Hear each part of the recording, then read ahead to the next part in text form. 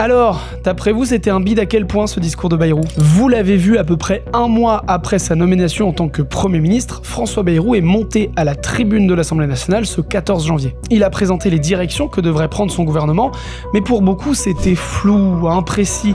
Il y a eu un peu de mélange dans mes pages. Et même peu convaincant, notamment sur la réforme des retraites, qui était un point clé pour les socialistes. J'imagine que comme moi, vous voulez comprendre ce qu'implique ce discours pour l'avenir politique du pays, et pour ce faire, je vous propose de discuter avec Thomas Legrand. Salut Thomas. Salut. Thomas, tu es chroniqueur politique à Libération, tu as écouté évidemment le discours de politique générale de François Bayrou. Ma première question, Thomas, en un mot, comment est-ce que tu qualifies ce discours de François Bayrou hier ? Tu as déjà utilisé deux mots que j'aurais utilisés, flou, et puis l'autre, c'était quoi? Imprécis. Imprécis. Je vais en utiliser un troisième, c'est coincé. En fait, il était coincé. Il était, s'il s'est mal exprimé, parce qu'il s'est mal exprimé, c'est pas simplement parce que les insoumis n'arrêtaient pas de gueuler, de l'invectiver. Vous savez que ce qu'on entend à la télévision, c'est beaucoup plus atténué, puisque les micros des travées sont fermés, que ce qu'on entend dans l'hémicycle. Donc, il était sous le flot des invectives des insoumis, ou des interjections des insoumis, mais s'il était mauvais dans la forme, parce qu'il a été mauvais dans la forme, c'est parce que, en fait, il pouvait pas, je pense, il était coincé politiquement. Il était coincé politiquement. Il avait, avec son ministre de l'économie, il avait fait des ouvertures vers la gauche, promis sans doute, ou laissé entendre qu'il suspendrait, c'était le mot qui était très attendu, la réforme des retraites, et il ne l'a pas fait, il n'a pas pu le faire parce que 2 jours, la veille, 3 jours avant son discours, le bloc central, les macronistes et puis aussi la droite sont intervenus en disant au moment du vote du budget, on ne sera pas derrière toi si tu cèdes à la gauche.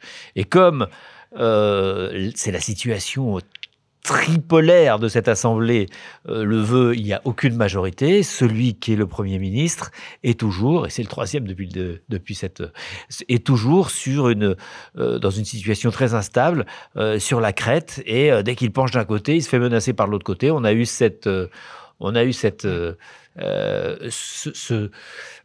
résultat-là, il était coincé, et on n'est toujours pas passé, visiblement, donc, dans la culture du compromis.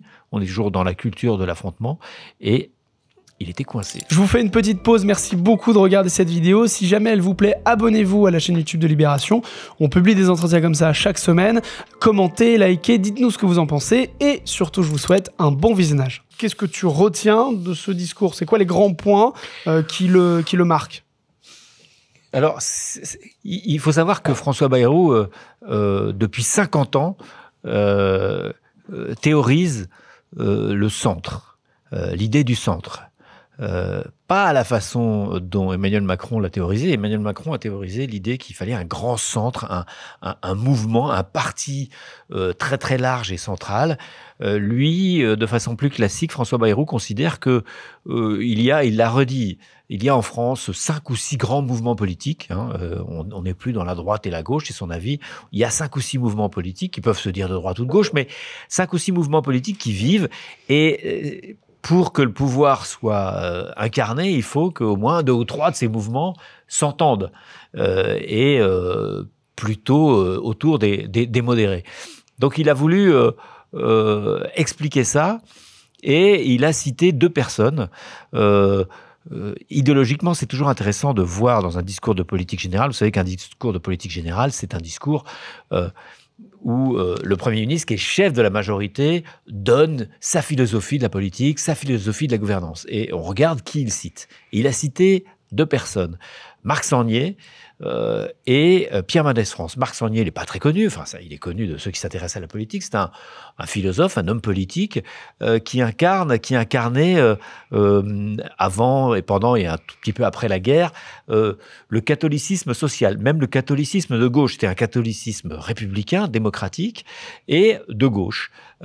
Et Pierre Mendès France, c'était aussi un homme de gauche, un radical socialiste, très à cheval sur la rigueur économique, mais surtout très démocrate, très parlementaire et anti-homme providentiel. Il s'était opposé au général de Gaulle parce qu'il pensait qu'on ne doit pas confier, et moi je trouve que c'est c'est une situation, c'est une position d'adulte politique et d'adulte démocratique. On ne doit pas confier son destin à un homme, mais la politique, c'est l'affaire de tous, etc. Donc, il a vraiment marqué, là je parle un peu philosophie, mais il a vraiment marqué ce qu'était son territoire politique, un territoire démocratique, de responsabilité et de compromis.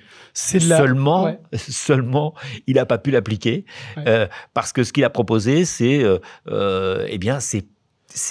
une conférence en 3 mois, une sorte de conclave, pourquoi pas, mais qui se termine, s'il n'y a pas d'accord, par l'application de la loi. Voilà. De la loi sur les retraites que tout le monde veut suspendre. Et donc, comme on sait que ça ne marchera pas parce qu'il y a le MEDEF dedans et la CGT, donc ça ne marchera pas. Donc, c'est une fausse ouverture. Il fait une belle démonstration philosophique sur ce qu'il est, sur la façon dont la démocratie devrait... je pourrais détailler, fonctionner, parce qu'il dit aussi, et c'est une bonne idée, il faut réouvrir les cahiers de doléances, enfin tout ça, il faut donner plus de pouvoir aux maires, aux élus locaux. Une belle démonstration de démocratie, un bel exposé, mal fait dans la forme, mais dans le fond, je trouve plutôt intéressant. Et malheureusement, il n'a pas les moyens ou la volonté il n'a pas transformé l'essai.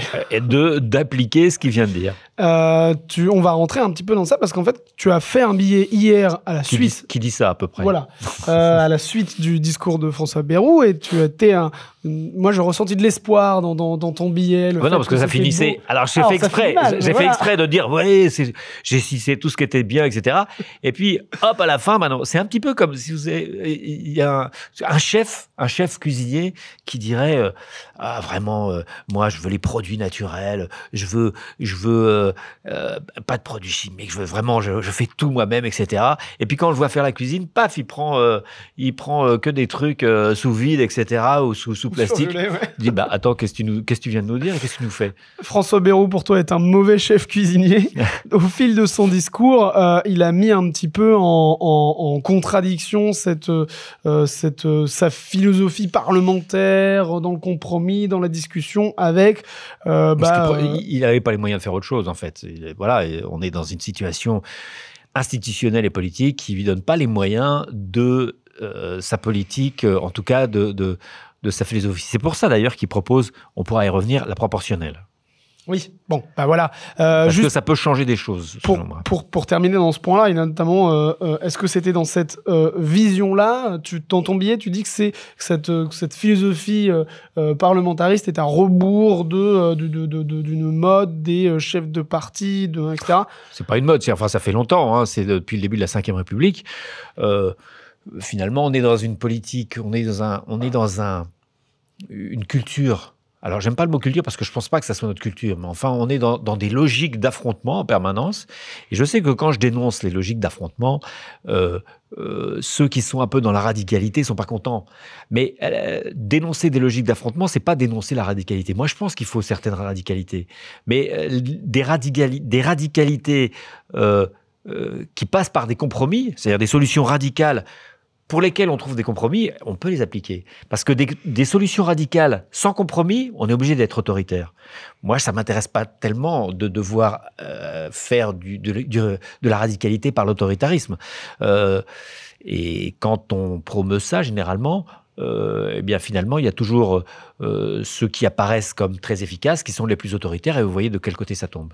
Donc, je dis qu'il faut, moi c'est mon avis, c'est mon opinion, qu'il faut aller vers une société de compromis, pas de consensus, de compromis, et pour pouvoir faire avancer les choses et pour pouvoir faire en sorte que le débat politique ne soit pas une foire d'empoigne permanente où on a l'impression que tout le monde déteste tout le monde. Voilà, chaque parti a quand même un voisin idéologique avec lequel il peut faire quelque chose. Pour revenir un peu sur François Bayrou et son discours, tu disais qu'il était coincé politiquement. Pourquoi est-ce que François Bayrou est coincé politiquement ? Il est coincé politiquement parce que François Bayrou n'a pas la majorité absolue. Il n'a pas 289 députés. 289 députés, c'est la moitié plus 1 de 577, le nombre de parlementaires. Et donc, tous les projets de loi, tous les budgets sont soumis à une pression énorme. Tout le monde sait maintenant ce qu'est le 49.3, la possibilité pour l'exécutif de passer une loi sans vote. Alors c'est limité, on peut faire ça avec le budget, mais il peut y avoir une motion de censure en contrepartie qui peut être votée. Alors une motion de censure, c'est on vote pour, enfin on la vote ou on la vote pas. Il n'y a pas je vote pour, je m'abstiens ou on vote contre. Il faut soit vous votez, soit vous ne bougez pas. Et donc il faut vraiment la majorité absolue, 289 voix. Et sinon, le 49.3, c'est une fois par législature, donc maintenant ça peut être assez peu utilisé. Il est coincé parce que dès qu'il veut négocier un petit peu avec la gauche, la droite hurle, et il perd des sièges, des voix, et dès qu'il veut négocier un petit peu avec la droite, la gauche hurle.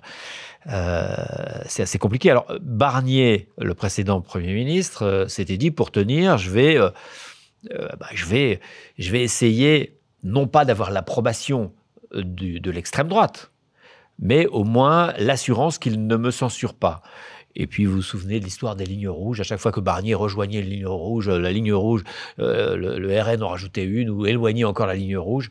Donc il a compris que c'était un jeu de dupes et puis il s'est fait censurer. Cette fois-ci, François Bayrou, qui est le président du MoDem, un des partis qui fait partie du socle centriste macronien et qui, au fil des années, est devenu finalement l'aile gauche de la Macronie.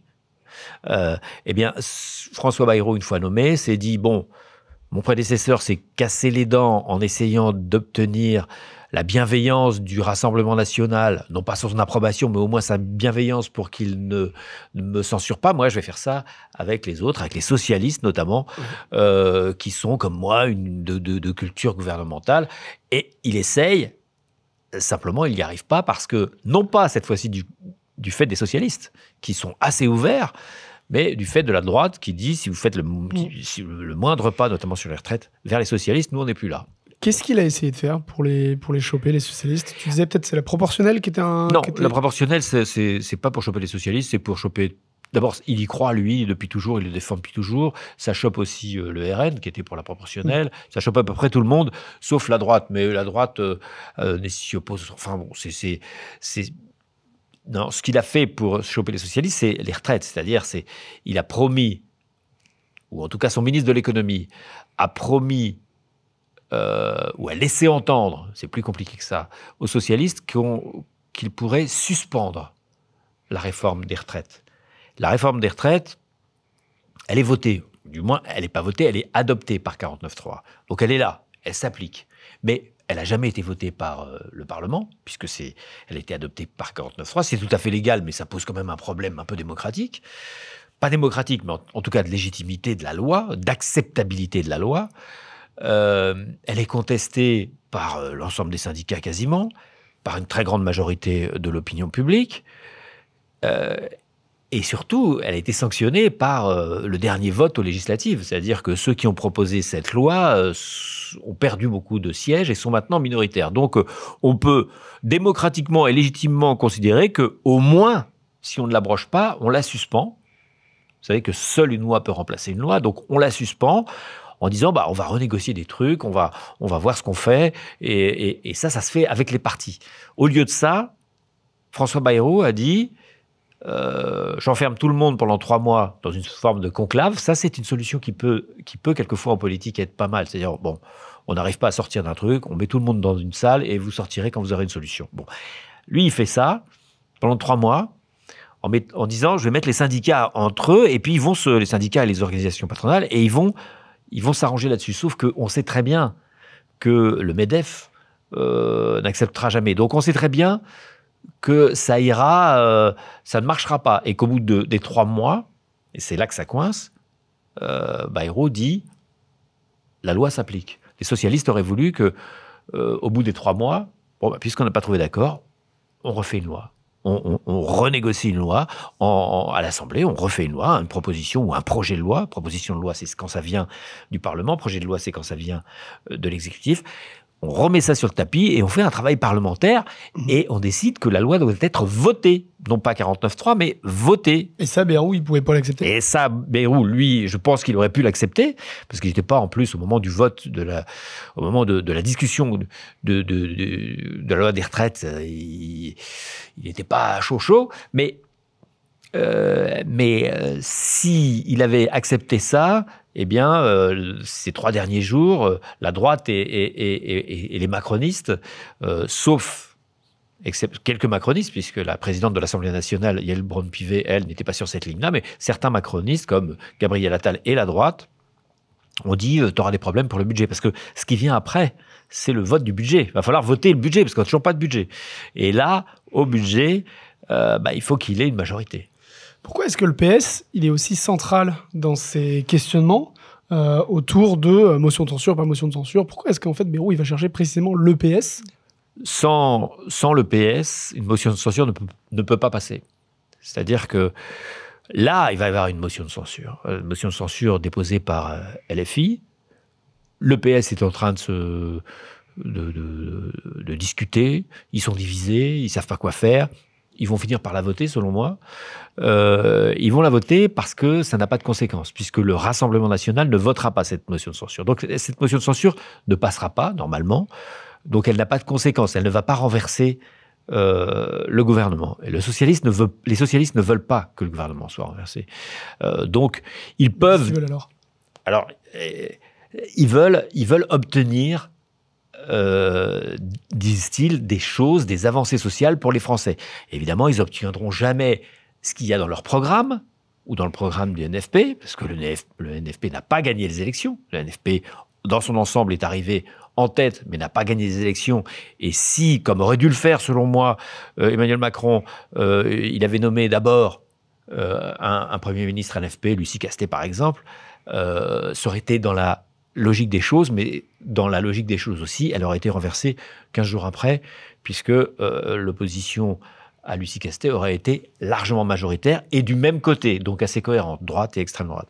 Bref, les socialistes se disent, dans cette période-là, il y a une instabilité, on en est à notre 3e Premier ministre cette année, il y a une instabilité, on n'a pas de quoi gouverner nous, donc ne gouvernons pas, ne nous allions pas avec François Bayrou, mais obtenons quand même des avancées. Plutôt que François Bayrou se tourne vers la droite et l'extrême droite, parce que la droite, ça suffit pas, donc il faudrait céder des choses à l'extrême droite, comme a essayé de le faire Michel Barnier, et c'est pour ça qu'il a été sanctionné. Les socialistes se disent, ok, on est dans l'opposition, mais au moins, puisqu'on a un petit pouvoir, puisque la majorité n'est pas majoritaire, au moins obtenons des choses. Et commençons par ce qui intéresse le plus les Français, les retraites. Comment est-ce que les autres partis politiques autour de la table ont perçu cette déclaration de politique, ce discours de politique générale de François Bayrou? Les insoumis ont dit, vous voyez, vous aviez tort de négocier, puisque de toute façon, il ne veut rien. Donc, et là, ils ont remporté une petite victoire, puisque les communistes et les écologistes, qui étaient plutôt sur la position socialiste avant le discours, d'essayer d'obtenir quelque chose, sont aperçus qu'il n'y avait rien à obtenir, donc ils se sont dit, on va censurer, il n'y a rien à faire avec eux. Et donc, les insoumis ont beau jeu de dire, ouais, on avait raison.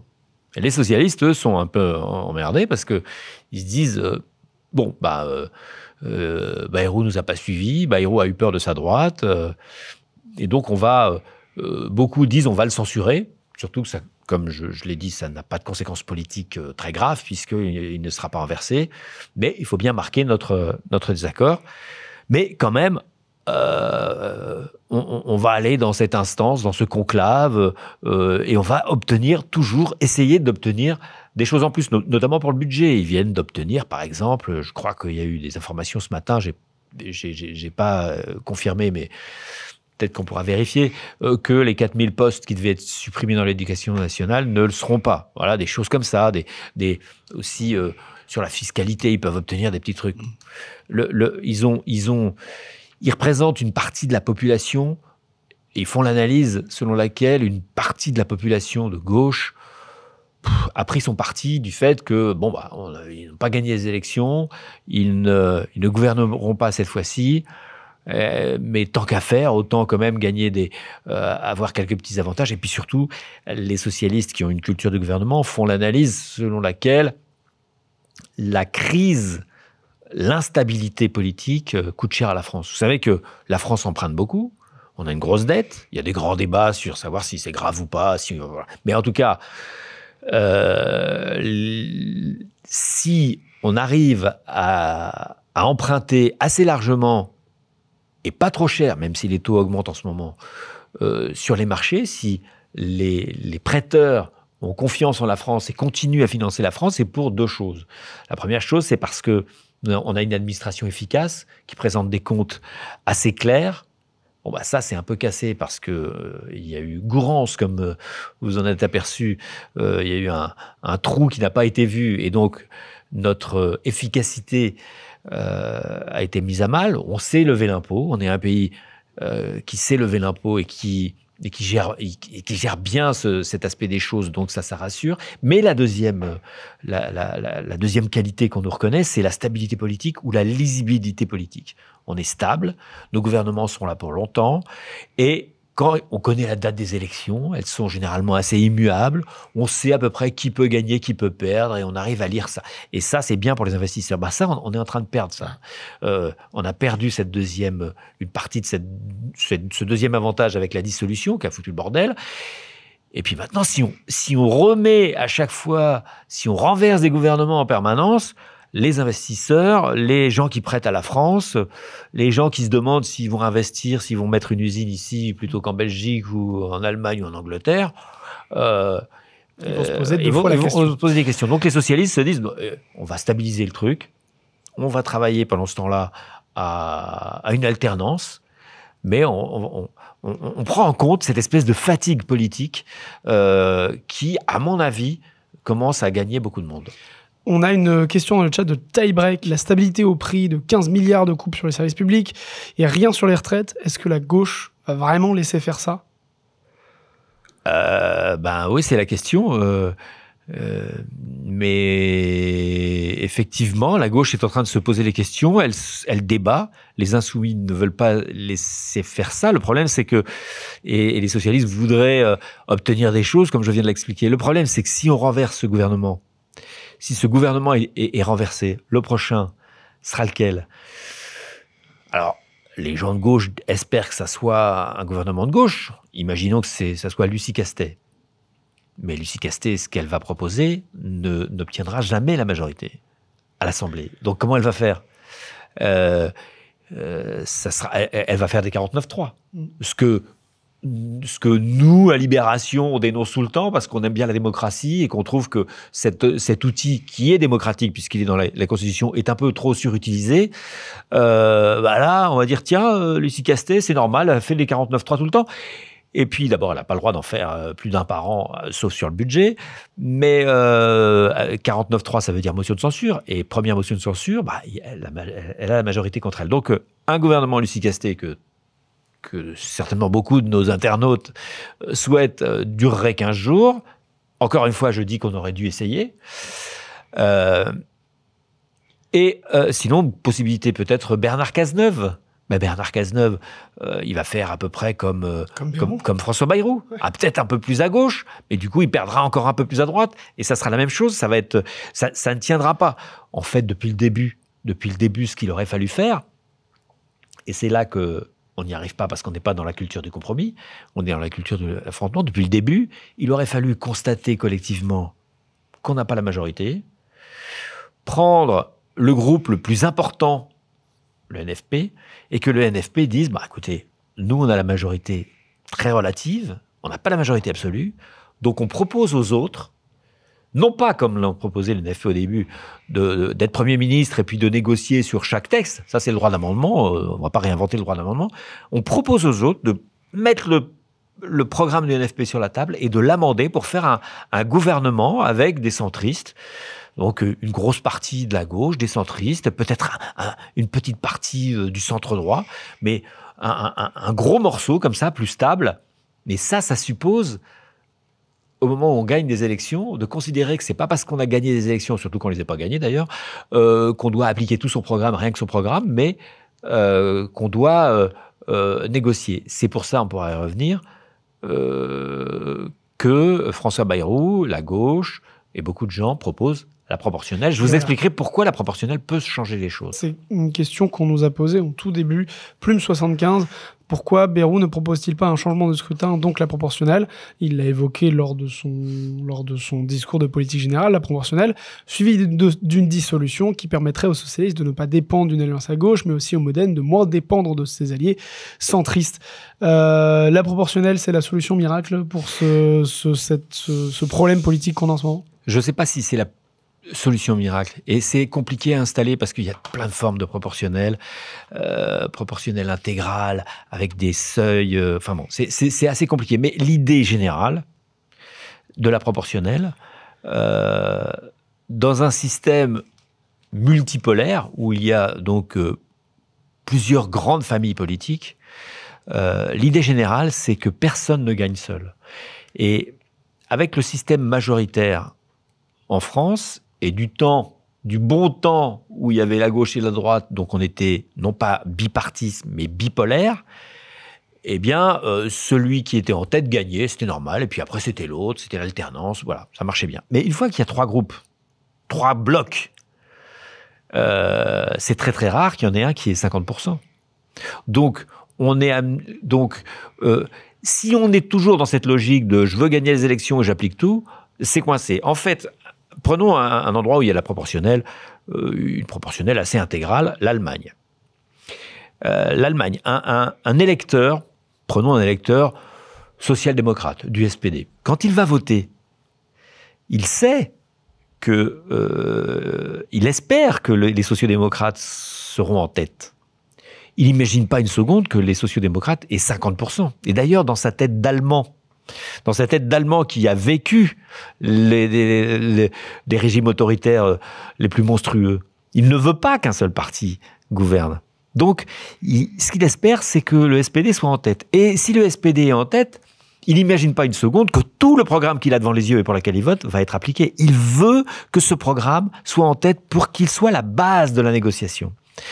Et ça change tout. Ça change tout avant le résultat. Ça change tout pendant la campagne. Par exemple, nous, les journalistes, on va pas se demander qui va gagner. On va se demander qui va s'allier avec qui. Et donc, qui va céder quoi à quoi? Qui peut s'entendre?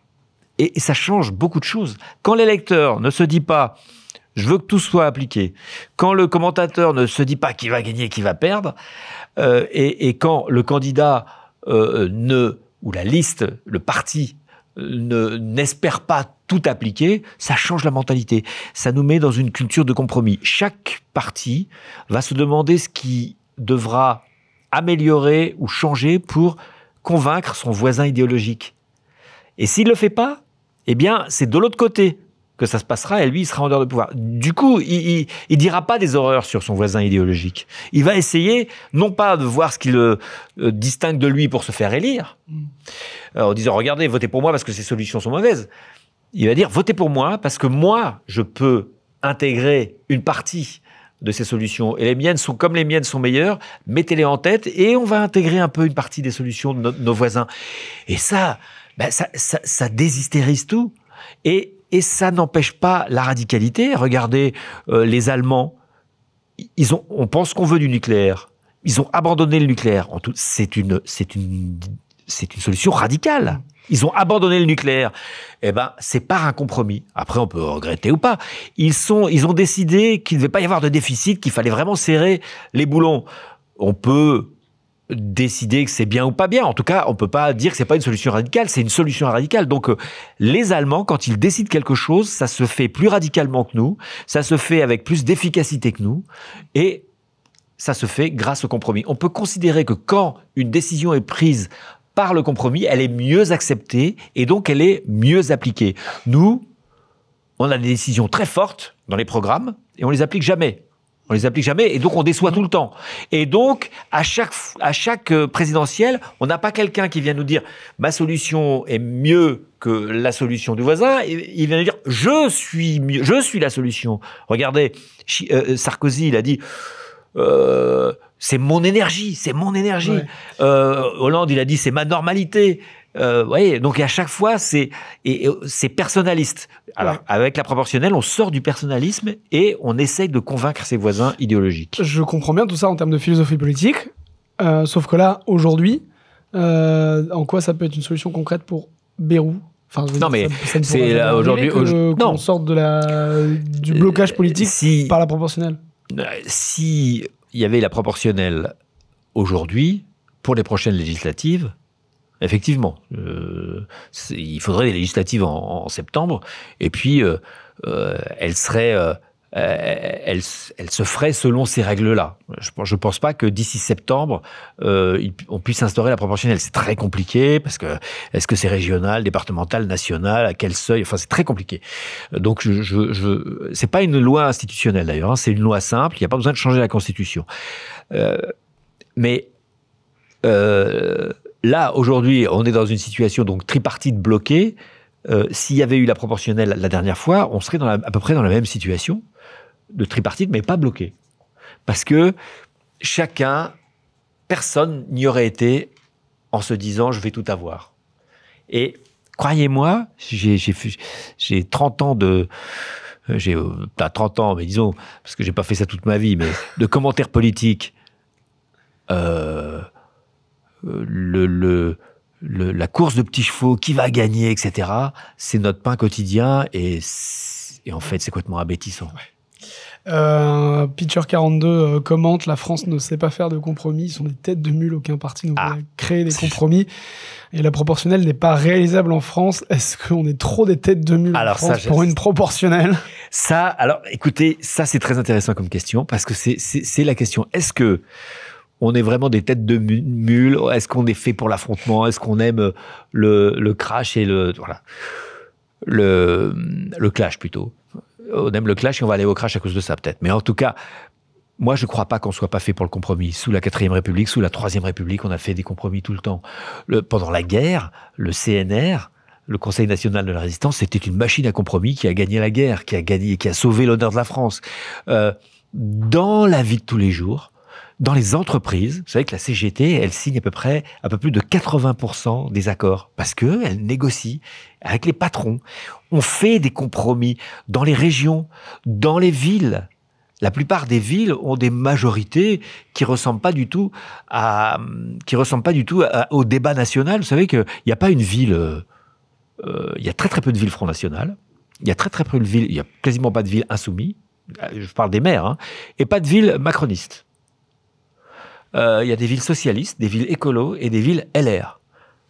Et ceux-là ont un peu plus une culture de compromis un peu obligatoire et il y a une forme de proportionnelle dans les municipales. Enfin, c'est une proportionnelle, c'est plus compliqué. Il y a une prime à la majorité, mais enfin, on est obligé de faire des compromis. Donc le compromis, on le fait tous les jours. Les Français ne sont pas des espèces de brutes. Simplement, Pitcher 42 pose une question de philosophie politique. Finalement, est-ce que les institutions sont faites pour corriger des supposés défauts nationaux ou pour aller dans leur sens? Imaginons que Pitcher 47 ou 42 ait raison et qu'on soit intrinsèquement, parce que Français, porté à la dispute, on aime bien ça, on trouve ça beau, en plus on se marre mieux quand un bon dîner bien arrosé où on s'engueule, on est content. Bon, ça c'est nous, c'est notre caractère. Imaginons que ça soit ça notre caractère. Est-ce que des institutions politiques sont faites pour flatter ce truc-là et finalement nous accompagner dans notre culture de la dispute, ou est-ce que les institutions politiques sont faites pour arrondir les angles? C'est une question de philosophie politique. Le problème, c'est que nous, on fait deux doigts de nous proposer la 6e République. Non, non, la 5e République est assez souple. La 5e République avec la proportionnelle, en fait, c'est pas mal. Moi, j'ai écrit un livre qui s'appelle Arrêtons d'élire des présidents. Vous voyez, l'élection du président au suffrage universel rend encore plus con que les législatives sans la proportionnelle. Et rend les commentateurs encore plus cons parce on passe notre temps à parler des personnes, des équations personnelles, des destins et tout ça, au lieu de parler de politique. En fait, la 5e République, elle est née en 1958, au moment où on était dans un marasme total, au bord de la guerre civile. Donc on a fait des institutions avec un exécutif fort et un système qu'on appelle le fait majoritaire avec un système d'élection majoritaire. Alors, c'est pas dans les institutions. Ça a été mis à ce moment-là, mais en fait, on peut très bien changer. Ça a été changé une fois, mais sans conséquence, parce qu'on était en bipartisme, mais pas en tripartisme. En 1986, je passe. La Ve République a été conçue pour nous sortir d'une ornière. Donc, on a fait un char d'assaut. Oui. Simplement, une fois qu'on est sorti de l'ornière et du fossé avec le char d'assaut, on se retrouve avec notre char d'assaut. Et là, on doit vivre tous les jours avec un char d'assaut. Heureusement qu'on n'a pas tous un char d'assaut. Heureusement qu'on est... Là, il faut faire des créneaux. Quand on fait des créneaux avec des chars d'assaut, on écrase tout. Et là, c'est ça. On a un char d'assaut, il faut peut-être un petit peu remplacer les chenilles par les petits trous. Je voudrais qu'on revienne un petit peu sur François Bayrou, parce que dans tout ce que tu nous Bayrou, alors il va pas être content, on dit Bayrou. On dit Bayrou. Oui. Bon, merci Thomas. C'est lui qui le dit. Hein. J'ai longtemps dit Bayrou et il t'a engueulé. Ouais. Alors, donc, pour revenir sur François Bayrou, avec tout ce que tu nous décris, je sens un genre de paradoxe qui se dessine, avec à la fois une partie de la classe politique qui s'inquiète de l'inertie dans laquelle on se trouve, et une partie de la classe politique qui, elle, ne souhaite pas faire plus de compromis que ça et reste planché sur ses positions. C'est quoi l'avenir de Bayrou dans ces conditions-là ? L'avenir de Bayrou. De Bayrou, oui, merci. Je sais pas. Franchement, je sais pas. On peut imaginer, enfin, il dépend des socialistes quand même, parce que c'est les socialistes qui hésitent à voter ou pas à la censure. Donc, ce coup-ci, la censure n'est pas fatale. Mais au moment du budget, dans 2 ou 3 mois, en mars, évidemment, les socialistes vont pas voter le budget. Le RN non plus. Et donc, le budget va passer par 49.3. Et donc, il va y avoir une motion de censure. 2, certainement. Une par le RN et une par LFI. Est-ce que les socialistes vont voter la motion de censure de LFI ? En tout cas, le RN l'a déjà fait, il peut le refaire. Et à ce moment-là, effectivement, Bayrou peut tomber sur le budget. Je pense que les socialistes n'ont pas du tout envie. Parce qu'il ne faut pas qu'il y ait des législatives en septembre. Si il y a encore un gouvernement qui tombe, je vous ai décrit tout à l'heure quelle pouvait être la suite. Un gouvernement NFP qui tomberait aussi. Un gouvernement Cazeneuve qui tomberait aussi. Il y a une autre possibilité. On n'en est pas encore là, mais il y a une autre possibilité. C'est un gouvernement de droite et d'extrême droite. Là, il y aurait la majorité. Alors, est-ce que c'est ça qu'on veut ? Un gouvernement de droite et d'extrême droite. Est-ce qu'on veut Retailleau Premier ministre ? Retailleau Premier ministre et du RN ministre. Est-ce que c'est ça qu'on veut ? C'est possible.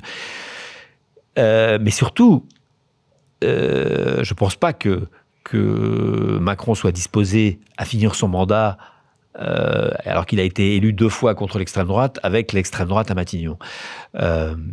Donc, il peut y avoir des législatives dans ces cas-là, avec une dissolution fin juin et des élections, des dissolutions en août, parce que c'est 40 jours après, donc des élections en septembre. Ça ne peut pas être avant.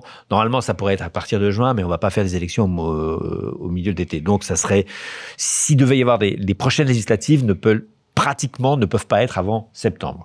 S'il devait y avoir des élections en septembre, là, il y a le risque RN, encore une fois, mais on ne voit pas pourquoi... on voit pas, ça ne peut se débloquer que par le RN. Donc, l'avantage des gens de gauche est assez compliqué. Et puis surtout, les socialistes et les insoumis maintenant sont assez distants. Ils ne sont plus sur la même ligne sur beaucoup de choses. Et donc, l'accord électoral qui consiste à dire un candidat par circonscription, un candidat NFP par circonscription sera compliqué à fabriquer, parce qu'il faut faire des concessions, chacun, faut faire... Et là, ça sera compliqué, et donc la gauche risque d'être laminée, et évidemment, donc les socialistes n'ont pas du tout envie de ça, et les socialistes n'ont pas envie non plus de suivre le NFP dans ce que le NFP demande, c'est-à-dire la démission du président de la République, parce que des élections présidentielles aujourd'hui, évidemment, ils n'en ont pas intérêt. La dernière question que je me pose, c'est au-delà de l'avenir de François Bayrou, l'avenir du pays, parce que on a ah oui, je rentre dans des questions du monde, extrêmement modeste. Extrêmement larges. Non, mais dans le sens où en Belgique, je crois, il y a eu une situation de blocage politique dans leur assemblée. Ils ont eu je sais pas combien de mois sans gouvernement. Oui. Je sais pas combien de mois où il ne s'est rien passé. Est-ce que le blocage institutionnel dans lequel on se trouve implique un blocage du pays, implique que on n'aura plus de lois qui vont être votées, on n'aura plus de vraies propositions politiques sérieuses. Là, par exemple, tu nous disais que dans le discours de François Bayrou, c'était clair, c'était imprécis, flou, mais en fait, de ce que je comprends, même s'il propose des trucs concrets, on peut même pas les faire voter. En fait, est-ce qu'on va pas se retrouver dans un truc où jusqu'à l'élection présidentielle qui arrive en 2027, plus aucune loi ne va être votée à l'Assemblée nationale? C'est pour ça que je me demande combien de murs on va se prendre entre les motions de censure, les 49.3, les diktats, les interdits, les lignes rouges. Combien de murs de la culture de l'affrontement on va se prendre avant de comprendre qu'il faut faire du compromis. Et ceux qui sont contre le compromis, ils n'ont qu'à gagner les élections. Voilà. Ceux qui disent non, pas de compromis, bah oui, fais 50%, Coco. Mais du coup, concrètement, ça veut vraiment dire qu'on n'aura pas il n'y a pas de lois qui sont votables avec cette assemblée? Si, il y a des lois, on peut bien imaginer sur l'éducation. Là, par exemple, on est en train de se demander s'il ne faut pas revenir, d'après ce qu'a dit François Bayrou, mais là encore, c'était flou, s'il ne faut pas revenir sur Parcoursup, des choses comme ça. Là, on peut trouver des majorités.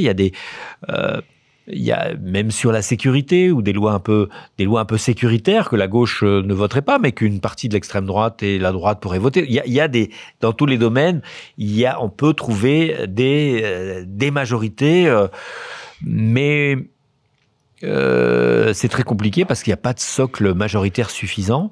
Et donc, sans passer à une autre logique, moi je savais bien que ça serait long, mais je trouve qu'on met quand même vraiment, enfin, je sais pas combien de murs ou de coups de bâton il faut se prendre. Finalement, il y a que ceux qui sont attachés à l'élection présidentielle, qui ont déjà un candidat présidentiel et qui rêvent de présidentielle tout de suite, c'est-à-dire les insoumis, LR maintenant avec Wauquiez et le RN. Eux, ils veulent qu'il y ait des élections tout de suite.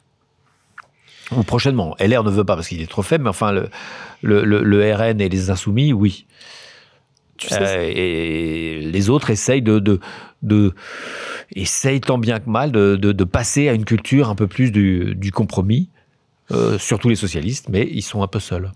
Tu sais, ça me fait penser à une discussion en stream que j'avais faite il y a 1 an et demi ou 2 ans, je sais plus, avec Lilian Alemania. Lilian Alemania, c'est le chef du service France politique à Libération. Et il me disait déjà avec la précédente composition de l'Assemblée nationale, donc avec, je crois c'était Attal qui était... 2022, Attal, oui. Et donc avec la précédente composition de l'Assemblée nationale, avant les législatives qu'on a fait il y a quelques mois, que le mot qui qualifiait cette année politique, c'était l'immaturité de nos politiques. Son analyse, c'était de dire que, en fait, avec déjà une majorité relative pour Macron, il ne s'est pas passé grand-chose. Il n'y a pas eu beaucoup de lois qui ont été votées. Des trucs, des petites lois par-ci, par-là, mais les lois les plus importantes, les sujets les plus importants n'ont pas pu être votés. En vérité, ce blocage politique qui remonte à bien, bien longtemps. Il remonte à une situation qui est à peu près la même que maintenant, mais maintenant c'est pire. Mais à partir de 2022, on est dans une situation de blocage institutionnel. Avant 2022, la Macronie était au centre, mais elle avait la majorité absolue. Et donc, elle pouvait faire des choses. Elle n'a pas fait grand-chose, d'ailleurs. Hein. Elle pouvait faire des choses, mais elle n'a pas fait grand-chose.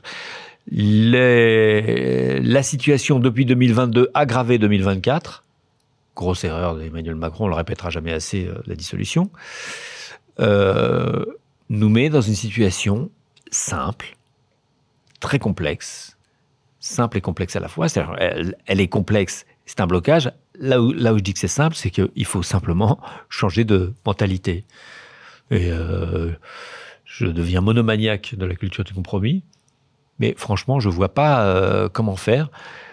Et évidemment, les lois, les décisions qui seraient prises à l'issue des compromis que j'appelle de mes vœux, sont certainement pas ce que je déciderais tout seul si j'étais le seul parlementaire de ce pays et en même temps président de la République. Mais il se trouve que si je propose ça, j'aurais pas 50% de la population avec moi. Donc, encore une fois, ceux qui sont contre la culture du compromis, qui fassent 50%. Qui gagnent les élections. Avant de boucler ce stream, il y a ce Dudul qui pose une question. Les commissions du Parlement ne peuvent pas être un lieu de compromis pour des propositions de loi, et donc j'imagine pour sortir de cette... Souvent, les commissions, les travails en commission, et on ne le couvre pas assez,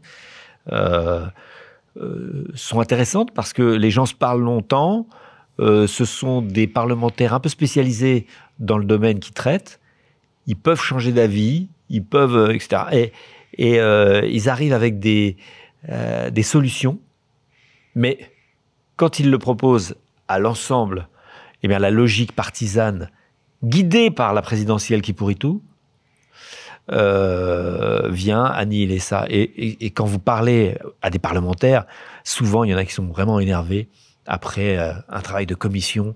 Vous savez, quand vous faites une mission, par exemple, avec un parlementaire de droite, de gauche, vous leur dites d'aller sur le terrain pour traiter d'un sujet. Bah souvent, ils reviennent avec des solutions. Ils ont des avis un peu différents et ils apportent chacun leur regard et ils reviennent avec des solutions qui pourraient être votées par tout le monde. Simplement, c'est des solutions qui sont des solutions de compromis. Dans une culture de l'affrontement, ça va pas. Merci beaucoup Thomas pour tous tes éclairages. Merci à tout le monde.